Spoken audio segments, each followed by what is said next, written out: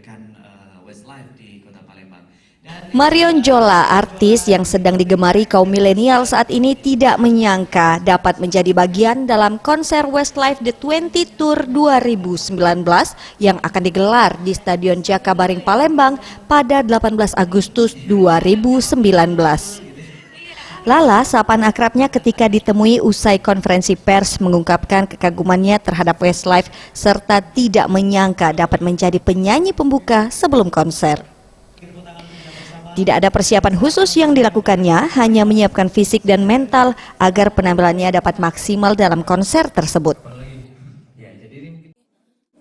Sedikit a little bit under pressure juga karena harus tampil baik, banyak penikmat musik bagus yang bakal nonton gitu kan. Saya jadi openingnya, jadi bagaimana caranya tidak mengecewakan dan jadi opening yang baik gitu.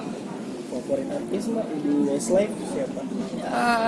Sebenarnya saya tidak pernah ngikutin, tapi saya pernah ketemu satu, dan pas ketemu orang yang benar-benar humble dan saya mengagumi dia dari saat itu, Shane Fireman.